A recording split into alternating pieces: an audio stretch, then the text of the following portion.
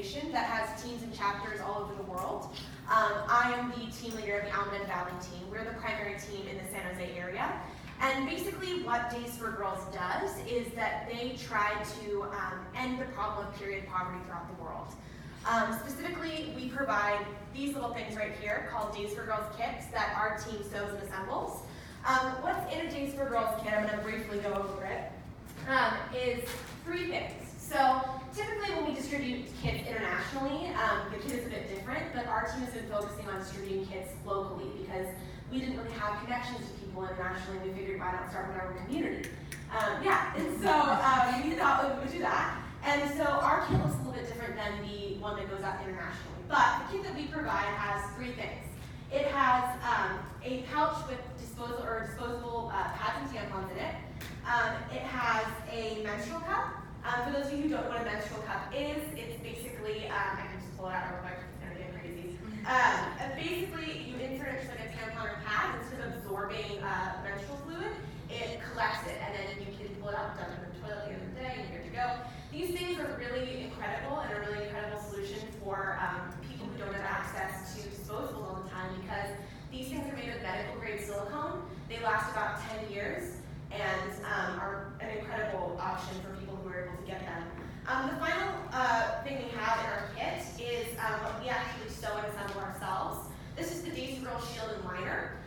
So basically it's a reusable pad, and it comes with several of these little washcloths that you sort of tri-fold that are made of flannel, and you insert it into this right here, and the back of it has a waterproof lining so it doesn't leak. So these are reusable, and it's also a really incredible solution for it's a really incredible solution for women who don't have access to being able to get disposable products. And I'm sure many of you are aware of what is known as the tampon tax. The tampon tax, our team is currently trying to do some work around getting the tampon tax repealed in California. There's just a bill on the assembly floor right now that would repeal it, and so we're really excited about that. So call our governor if you want that to happen, please. So that's sort of what we provide.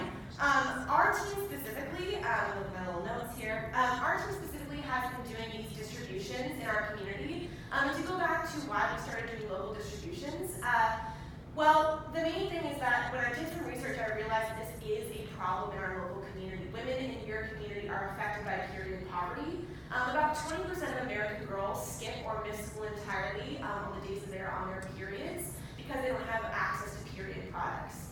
And there are millions and millions of women and girls, and people who menstruate in general, not just women and girls, who don't have access to products and are forced to resort to things like wadding up toilet paper or using paper bags or socks or whatever they can get their hands on. And these things are real health risks for women in our community and nationally as well. To get back to sort of what our team is doing, we've partnered with several local organizations to do distributions. The first distribution that we did with these kits was with the Women's Reentry Center here in the county. We gave kits to a cohort of 10 women. They all received this kit that I sort of demonstrated to you, and we also, with our, I forgot to mention this earlier, but with our kits, we give a comprehensive women's health education.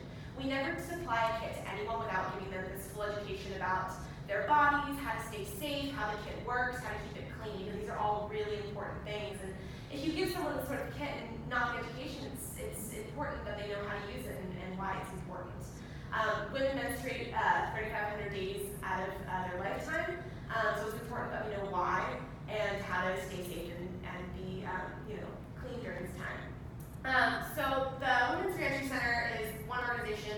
We have a distribution tomorrow actually with the International Rescue Committee. They have an office in San Jose. The International Rescue Committee is a national organization, an international organization that provides resources to immigrants and refugees who are in the resettlement process in America. And so we're going to be providing kits to 12 women at the International Rescue Committee tomorrow. We're very excited about that program because these women have been facing a lot of different issues, and they come to the Resource Center to take workshops and classes, and we're excited to be one of those resources.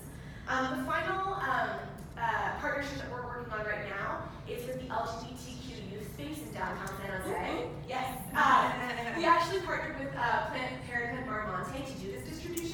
Because when we did our first distribution with the Santa Clara County Reentry Center, we realized that the health education that we're receiving in our school systems isn't comprehensive, and women who are going through the system, women who are going through transitional housing, don't even understand the basics of their own body. And so we wanted to partner with Planned Parenthood to make sure that we're receiving a full rounded education, because I've taken a class to teach this class, but I'm not a health professional, and I want to connect people with health professionals that can genuinely help them solve problems. So thank you. I love her. Yeah, thank you so much. But yeah, and so we're doing that at the end of July, and the cool thing that we did about this is that you can see our kids are kind of geared towards more feminine patterns, we made this realization that not everyone who menstruates is a woman. People who are in the trans community also menstruate, and so we've designed a couple of kits that have gender-neutral colors for the distribution with the LGBTQ youth space. On top of that, we're hoping to partner with other organizations in our community to sort of get these kids out where they're needed. We're currently working on a possible partnership with the Sacred Heart Community Services for their closet that they have there to offer these kits. But why am I here telling you this? Because I think that the issue of period poverty is a very important one, and it's not just about women not having access to period products. Period poverty perpetuates the cycle of poverty in general that we want to help end. And period poverty is not just a women's issue either, it's everyone's issue, because if without periods there would be no people. So this is something that you can share this child? That's my mom. Yeah. I know that's a cheerleader right there. Yeah, she's my hype man. Hype woman. My hype woman, yeah. But yeah, so these are issues that affect everyone, and so I was hoping to turn all of you into period warriors for your community, sort of advocate for these issues that are in your own communities, that are in this area of Santa Clara and beyond. And so that's why I'm here today. Thank you so much for having me. If you have any questions about Dates for Girls or anything like that, feel free to shoot them my way. Can we just give her a round of applause? I mean, you're going to be period warriors. I'm in. Sign me up. I'm in. Do we have any questions? Please. So how do we purchase? Yeah, how do we get, I want that kit. Yeah, so our team sews and assembles these kits. Basically the way we do it is we rely on donations from members of our community to get materials to sew these kits. These kits, we never sell them to women in our community. Women or leaders in our community will reach out to us and we will fundraise for them. However, if we're currently working on a way to get other people in our community aware of the issue of funding, because it's really exciting because we have a really huge demand for these now in our community, but our small team can't necessarily keep up with that demand. And so we're trying our best to figure out a way to keep ourselves funded in order to keep these kits flowing in our community, because we don't want to turn people away from something that's definitely. So I just have a question. How much does it cost per kit? So basically to assemble one kit would be about $10. And then we have our menstrual cups are actually donated to us from a company called Pixie Cup. Pixie Cup. Yeah. Yeah. They So, have a give a cup, or buy a cup, give a cup program, and so they give us our menstrual cups for free, which is incredible. I don't know if you're aware that, but we get out many grants. Yeah. And I am aware. Okay, yes. I'm just saying, I mean, we have a cycle that we have that, we really want you to apply for that. Yes, yeah. Our team is looking into that, yeah. Any other questions? Where else do you get funding?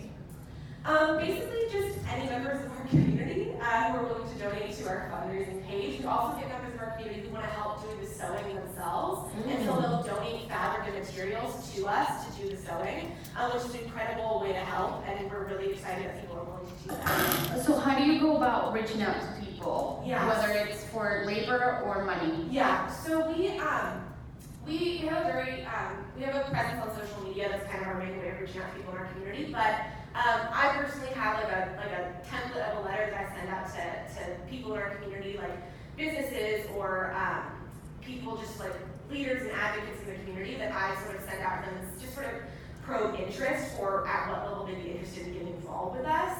Just because there's a lot of different ways to get involved, and so I kind of just send out a blanketed like, this is what we do, blah, blah, blah, blah, how would you like to get involved, sort of thing. And we also are looking into our team might join our Silicon Valley Chamber of Commerce to network with business partners in our area as well. So that's something we're looking into.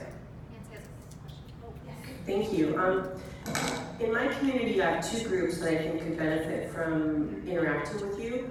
One is our local NCL or National Charity League. They have young girls who are constantly looking for ways to contribute with the community.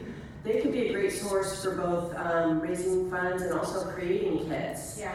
And then we also have a homeless shelter that's focused on women and children. It's only open during the winter on the boundary of Mountain View and Los Altos. So I was just thinking that might be a place that could benefit. Yeah, I'd love to get that information. Okay. Yeah. Do we have your contact information? I have my cards and stuff that I can give people. Could you leave a stack of cards with Yes, I Jessica? can. Yeah, That would be amazing. Does anyone else have any to Lisa?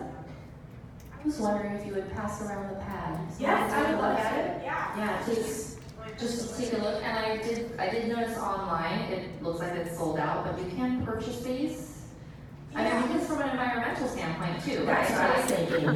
This This is environmentally correct. reusable pads are a new I want thing. this. Reusable pads are something that are in the market right now, and it's exciting because people are going towards sustainable solutions because, tampons and pads waste a lot of plastic, and so it is exciting. But there are many different people who do sustainable menstrual products out there. So we're doing this as a reach out to people who can't necessarily buy them or get access to them.